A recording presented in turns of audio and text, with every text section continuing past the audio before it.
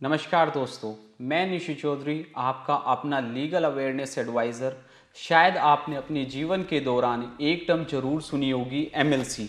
जी हाँ, आज हम इसी पर चर्चा करने वाले हैं और जानेंगे क्या होती है एमएलसी, आखिरकार क्यों एमएलसी की ज़रूरत पड़ती है और भारतीय दंड संहिता के किस चैप्टर में इसको डिफ़ाइन किया गया है। और साथ ही जानेंगे अगर पुलिस आपकी एमएलसी ना कराए तो क्या करें, क्या आप भी एमएलसी प्राइवेट हॉस्पिटल में करा सकते हैं। दोस्तों, सबसे पहले आपको बता दूं, किसी भी केस को स्ट्रॉन्ग बनाने के लिए एविडेंस सबसे महत्वपूर्ण पहलू होता है, लेकिन केस अगर मारपीट, रेप, छीना झपटी या चोरी डकैती का हो तो महत्वपूर्ण सबूत एमएलसी हो जाता है। इसी के आधार पर धाराएं जोड़ी जाती हैं, धाराएं हटाई जाती है। जितनी डिटेल्ड आपकी एमएलसी होगी उतना ही स्ट्रॉन्ग आपका केस। सबसे पहले आपको बता दूं, एमएलसी कोई साधारण मेडिकल रिपोर्ट नहीं है जो डॉक्टर आपको किसी भी या फिर कोई भी टैबलेट, इंजेक्शन या बैंडेड लगा देगा। ये एक इतनी इफेक्टिव रिपोर्ट भी नहीं होती जितनी एमएलसी की होती है। दोस्तों, आपको बता दूं, एमएलसी कोई नॉर्मल पेपर पर भी नहीं लिखी जाती। इसी के लिए एक अलग से फॉर्मेट होता है जिसके ऊपर डॉक्टर काफ़ी डिटेल्ड में नोट्स लिखता है और आपकी बॉडी की फ़ोटोज़ क्लिक करता है।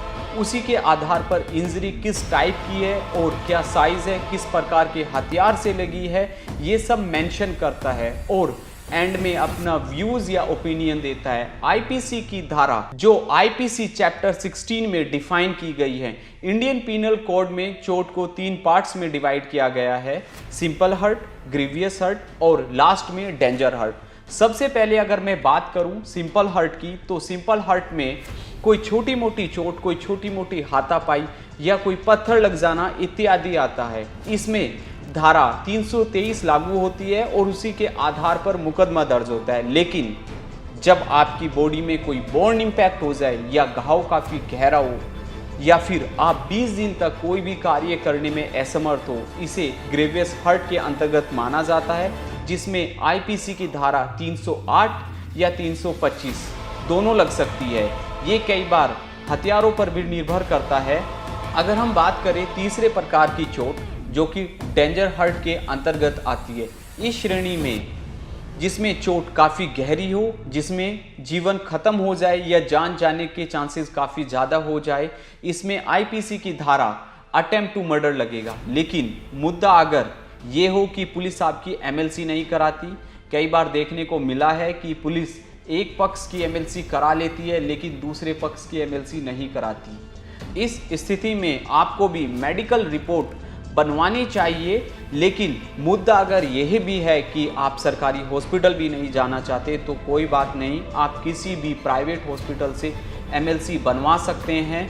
डॉक्टर को बताए आप एमएलसी के लिए आए हैं और लीगल केस के लिए आप इसको बनवाना चाहते हैं तो वो आपको बनाकर देंगे, क्योंकि प्राइवेट हॉस्पिटल में इसका फॉर्मेट होता है और साथ ही वो आपको 3 से 5 हज़ार रुपये तक चार्ज करेंगे, क्योंकि भविष्य में पुलिस स्टेशन से लेकर कोर्ट तक का खर्चा वो अपना इस रिपोर्ट में ऐड कर लेते हैं। लेकिन याद रहे, वो आपको एमएलसी की फोटोकॉपी ही देंगे, क्योंकि ओरिजिनल कॉपी पुलिस ऑफिसर को ही मिलेगी। लेकिन अभी भी मुद्दा ये है कि पुलिस आपकी एमएलसी लेने को तैयार नहीं है, ना ही आपकी एफआईआर रजिस्टर्ड करने के लिए रेडी है। तो आप इस सिचुएशन में कोर्ट के थ्रू अपनी एफआईआर रजिस्टर्ड करा सकते हैं। सीआरपीसी की धारा 200 के तहत शिकायत दर्ज करा सकते हैं। उसके बाद आपकी complaint power of magistrate section 156(3) CrPC के तहत रजिस्टर्ड हो जाएगी। लेकिन अंत में कुछ इंपॉर्टेंट बातें, झगड़ा मारपीट का हो या एमएलसी का हो, हमेशा याद रहे पुलिस आपके कपड़ों को कस्टडी में जरूर लेगी। और याद रहे, आसपास में कोई सीसीटीवी कैमरा या फिर कोई विटनेस जरूर मौजूद रहे। कई बार वकील तो अपना क्लास वर्क करेंगे लेकिन साथ में आपको भी कुछ होमवर्क करने की ज़रूरत पड़ सकती है। मैं एंड में आपको बता दूं, धारा 323 आईपीसी में 1 साल की कैद या 1,000 रुपये तक का जुर्माना या दोनों आपको हो सकते हैं। और ये एक नॉन कॉग्निजेबल ऑफेंस है जो कि बेलेबल है और इसका ट्रायल किसी भी मजिस्ट्रेट द्वारा किया जा सकता है। धारा 308 आईपीसी में 3 और 7 साल की कैद या दोनों या जुर्माना, ये दोनों हो सकते हैं। और ये एक कॉग्निजेबल ऑफेंस है जो नॉन बेलेबल है और इसका ट्रायल किसी भी सेशन कोर्ट के द्वारा किया जा सकता है। धारा 325 आईपीसी में 7 साल की कैद, जुर्माना या दोनों हो सकता है और ये एक कॉग्निजेबल ऑफेंस है जो बेलेबल है और इसका ट्रायल किसी भी मजिस्ट्रेट द्वारा किया जा सकता है।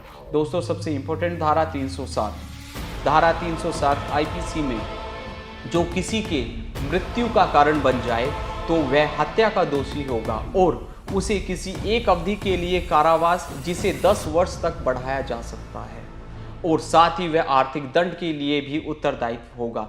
ये एक कॉग्निजेबल ऑफेंस है जो कि नॉन बेलेबल और इसका ट्रायल सेशन कोर्ट के द्वारा ही किया जा सकता है।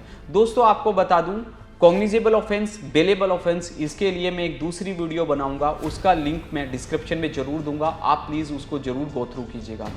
दोस्तों, समय बहुत मूल्यवान है, आपका भी और कोर्ट का भी, तो संयम बरतें, सहजता रखें और कानून का पालन करते रहिए। तब तक के लिए धन्यवाद।